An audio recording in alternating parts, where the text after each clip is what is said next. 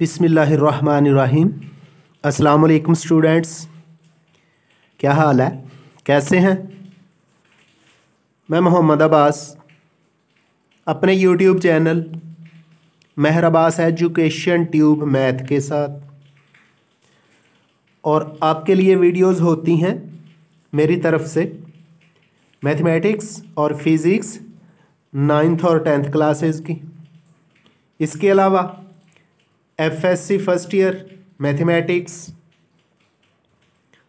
और वीडियो उन लेक्चर्स की होती हैं जो कि आपके सब्जेक्ट्स के स्मार्ट सिलेबस का हिस्सा है। आज mathematics first year FSC ICS, इसके अलावा और भी बहुत सारे कॉम्बिनेशंस हैं जिनमें मैथमेटिक्स का सब्जेक्ट आता है। हमारे दो पोर्शंस में से पहला पोर्शन आपके पेपर का, उसका unit number 3 matrices and determinants, उसकी एक्सरसाइज नंबर 3.4।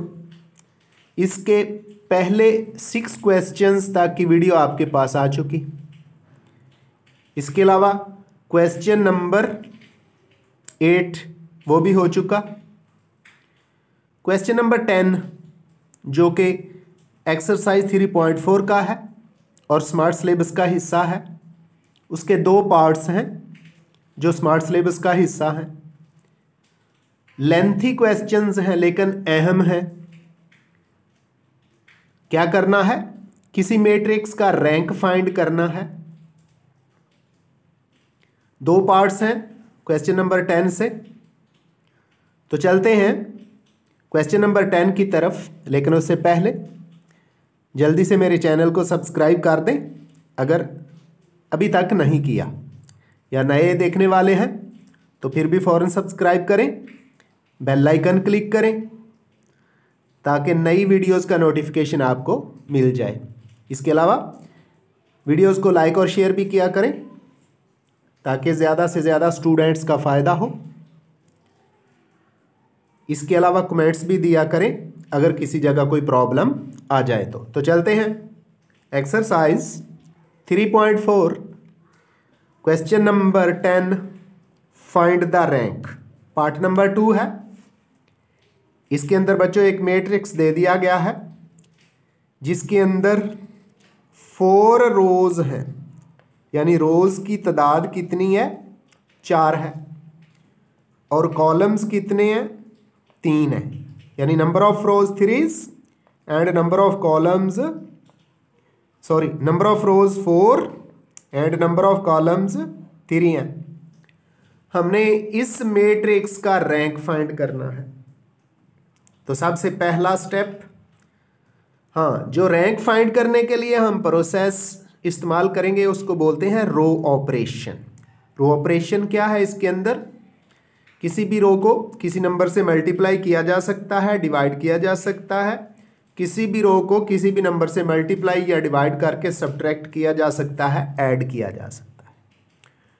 तो पार्ट नंबर 2 पे जो फर्स्ट टाइम हमने ऑपरेशन इस्तेमाल किया, सामने देखें, R2 - 2R1, यानी सेकंड रो में से फर्स्ट रो को 2 से मल्टीप्लाई करके सब्ट्रैक्ट कर दिया। थर्ड रो में से भी R1 को माइनस कर दिया। फोर्थ रो में से R1 को 3 से मल्टीप्लाई करके माइनस कर दिया। तो फर्स्ट रो तो उसी तरह आएगी, 1 - 4 - 7। सेकंड रो 2 - 2, क्योंकि R1 से मल्टीप्लाई करके सब्ट्रैक्ट कर रहे हैं। R1 को किससे मल्टीप्लाई कर रहे हैं? 2 से सब्ट्रैक्ट कर रहे हैं, जहां माइनस होगा प्लस हो जाएगा। तो R2 के अंदर मेंबर 2 था, 1 को 2 से मल्टीप्लाई करके इसमें से सब्ट्रैक्ट किया। -5 उसी तरह, 4 को -2 से मल्टीप्लाई किया तो +8 हो गया। माइनस जो है 1 उसी तरह, -7 को -2 से मल्टीप्लाई किया तो +14। इसी तरह R3 - R1, 1 - 1 -2 + 4, 3 + 7 हो गया, क्योंकि माइनस से मल्टीप्लाई किया, माइनस माइनस प्लस। आगे R4 में से R1 को माइनस किया लेकिन 3 से मल्टीप्लाई करके, तो 3 माइनस 3 माइनस के 7 माइनस माइनस प्लस 4 3 दा 12 4 उसी तरह, और 7 को -3 से मल्टीप्लाई किया तो +21। इसको सिंप्लीफाई करेंगे, 1 - 4 7 उसी तरह आ गया, ये 0 हो गया, 3 आ गया, 15 आ गया, 0 3 15, 0 हो गया, 2 और 10, 0 2 और 10, इधर 0 हो गया, प्लस के 5 आएंगे और ये 25 हो जाएगा। अब एक और ऑपरेशन इस पर, फिर रो ऑपरेशन इस्तेमाल किया, और हम देख रहे हैं जो R2 है ना, इसमें 3 कॉमन है, या R2 को हम 3 से डिवाइड कर देते हैं। तो सामने देख लें, बाय R2 को 1/3 से मल्टीप्लाई कर दिया, यानी 3 पे डिवाइड कर दिया। 1 उसी तरह, -4 उसी तरह, -7 उसी तरह आ गया। 0 को 3 पे डिवाइड करें तो 0 ही आता है, 3 को 3 पे डिवाइड किया तो 1 आ गया।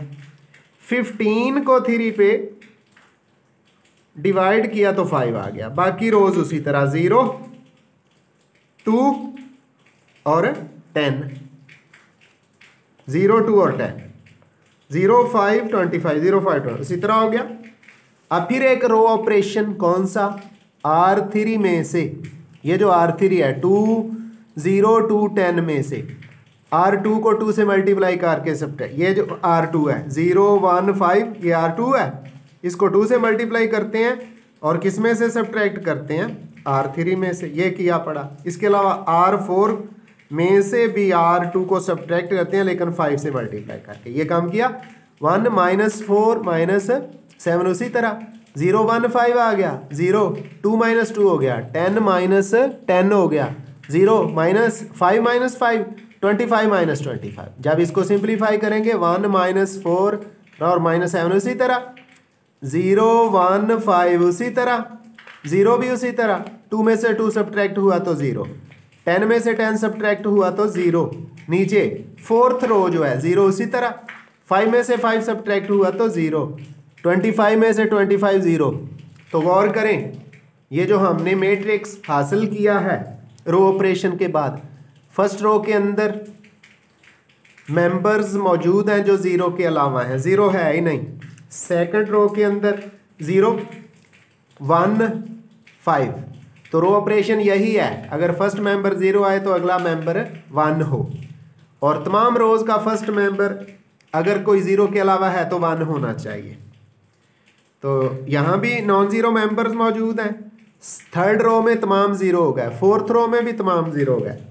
तो डियर स्टूडेंट्स, 2 रोज ऐसी पड़ी हुई हैं जिनमें फर्स्ट रो है तो फर्स्ट मेंबर 1 है, सेकंड रो है तो फर्स्ट मेंबर 0 और सेकंड मेंबर 1 है। यही रो ऑपरेशन है, इचिलन फॉर्म भी बोलते हैं इसको। क्या बोलते हैं? एशलन भी कुछ लोग कहते हैं। ये एक मैथमेटिशियन है इचिलन या एशलन, जिसने रो ऑपरेशन इंट्रोड्यूस करवाया, तो उसी से इसको इचिलन फॉर्म भी कहते हैं। इचिलन फॉर्म क्या है? फर्स्ट रो है तो फर्स्ट मेंबर 1 होना चाहिए, सेकंड है तो फर्स्ट मेंबर 0 और सेकंड मेंबर, थर्ड में अगर होता तो थर्ड मेंबर 1 होता, फर्स्ट 2 मेंबर, यानी जो नेक्स्ट रो होती है उसमें नंबर 0 ग्रेटर होने चाहिए। तो सेकंड रो में और थर्ड में ऑल मेंबर्स आर 0, रो 1 और रो 2 ऐसी हैं जिसमें नॉन जीरो मेंबर, यानी 2 रोज ऐसी हैं जो नॉन जीरो हैं। तो हमने कह दिया non zero rows are 2 first row and second row, ये नॉन जीरो हैं, सारी जीरो नहीं हो पाई। तो जितनी भी किसी मैट्रिक्स के अंदर नॉन जीरो रोज आ जाती हैं इचिलन फॉर्म बनाने के बाद, that is called rank of a matrix. तो 2 रोज मौजूद हैं और इचिलन फॉर्म भी बन चुकी है, इसलिए हम कहेंगे इस मैट्रिक्स का जो रैंक है वो 2 है। अब हम चलते हैं इसी क्वेश्चन नंबर 10 के पार्ट नंबर 2 की तरफ और उसको भी इसी मेथड पर सॉल्व करते हैं। जी dear students, part number 2 find the rank. तो इस पार्ट के अंदर, ये पार्ट नंबर 2 नहीं बल्कि पार्ट नंबर 3 है, नंबरिंग गलत हो गई, ये पार्ट नंबर 3 है जी। तो डियर स्टूडेंट्स, पार्ट नंबर 3 के अंदर जो मैट्रिक्स आपको दे दिया गया है उसके अंदर 4 रोज हैं और 5 कॉलम्स हैं। इस पर भी रो ऑपरेशन करेंगे। तो रो ऑपरेशन के अंदर सबसे पहले फर्स्ट ऑपरेशन में हमने रो 1 और रो 2 को इंटरचेंज कर दिया। वो इसलिए किया कि जो रो 2 है ना, इसके शुरू में 1 है और फर्स्ट रो में 1 हमारी ज़रूरत होती है इचिलन फॉर्म के लिए। तो ये जो रो 1 और रो 2 इंटरचेंज हो गए। सेकंड रो क्या है, 1 2 -1 -3 -2, ये फर्स्ट रो बन गई और जो फर्स्ट रो थी वो हमने सेकंड बना दी। बाकी रो नंबर 3 और 4 उसी तरह लिख दिया। अब इस पर रो ऑपरेशन करते हैं। क्या किया जी, नीचे देखिएगा, रो नंबर 2 में से रो 1 को सब्ट्रैक्ट किया 3 से मल्टीप्लाई करके, वो इसलिए कि ये 3 0 हो जाए। इसी तरह रो नंबर 3 में से रो 1 को सब्ट्रैक्ट करेंगे 2 से मल्टीप्लाई करके, ताकि ये 2 भी 0 हो जाए। रो नंबर 4 में से भी रो नंबर 1 को सब्ट्रैक्ट करेंगे 2 से मल्टीप्लाई करके, ताकि ये भी 0 हो जाए। जब ये काम हमने किया तो फर्स्ट रो तो उसी तरह 1 2 -1 -3 -2। सेकंड रो क्या आ गई, सब्ट्रैक्ट होने के बाद 0, ये मेंबर -7 हो जाएगा। वो इसलिए कि हमारे पास R2 के अंदर क्या था, R2 को हम सब्ट्रैक्ट कर रहे हैं किस, R1 को सब्ट्रैक्ट कर रहे हैं किस में से, R2 में से 3 से मल्टीप्लाई करके। तो ये कितना हमारे पास आ जाता है -7। फिर इसी तरह ये 3 + 3 6 हो जाता है, 3 आगे 9 आ गया, 7 आ गया। कब भला, R2 में से जब हमने R1 को किससे, 2 से मल्टीप्लाई कर -2 से मल्टीप्लाई करके -3 से मल्टीप्लाई करके सब्ट्रैक्ट किया, तो हमारे पास आ जाता है 0 -7 6 9 7। अब R3 में से R1 को सब्ट्रैक्ट करते हैं -2 से मल्टीप्लाई करके, जब किया तो 0 -1 6 8 और 9 आ गया। इसी तरह R4 इसमें से सब्ट्रैक्ट करते हैं R1 को लेकर -2 से मल्टीप्लाई करके, तो हमारे पास 0 1 0 3 7 आ गया। इस पर फिर ऑपरेशन करते हैं। कौन सा रो ऑपरेशन किया हमने, यहां से R2 जो है ना और R4 है, इसको चेंज कर लिया। वो इसलिए कि R4 के अंदर 0 के बाद 1 है, फर्स्ट रो में 1 है, सेकंड रो में आगे 0 होना चाहिए और 0 के बाद 1। तो R4 को R2 की जगह ले गए और R2 को R4 की जगह ले आए। तो हमने कह दिया by interchanging R2 and R4 क्या बन जाता है, फर्स्ट रो तो क्या करेगी, उसी तरह रहेगी, 1 2 -1 -3 2, और जो फोर्थ रो थी ना 0 1 0 3 7, ये सेकंड हो गई। थर्ड रो उसी तरह ही, जो फोर्थ रो है वो जो रो नंबर 2 थी 0 -7 6 9 7, वो फोर्थ बन गई। तो क्या करेंगे, अब इस पर हम मजीद रो ऑपरेशन करने जा रहे हैं जी। तो स्टूडेंट्स, ये जो R2 और R4 हमने इंटरचेंज किया है, इस मैट्रिक्स पर मजीद रो ऑपरेशन हमने क्या किया, R3 और R2 को ऐड कर दिया। R3 है और ये R2 है, ऐड करेंगे ना, ये 1 -1 ये 0 हो जाएगा। तो क्या किया, R3 को ऐड कर दिया किसके अंदर, R2 के अंदर, ये भी 0 हो जाएगा। इसके अलावा R4 में R2 को 7 से मल्टीप्लाई करके ऐड कर दिया, फर्स्ट रो उसी तरह रह गई, 1 2 -1 -3 -2। तो R3 और R2 को जब ऐड किया तो क्या आ गया हमारे पास, सेकंड रो तो उसी तरह ही रहेगी, 0 1, यानी सेकंड रो भी उसी तरह रहेगी। थर्ड रो में R2 को ऐड करना है, फर्स्ट रो 1 2 -1 -3 -2 उसी तरह, सेकंड रो 0 1 0 3 7 उसी तरह।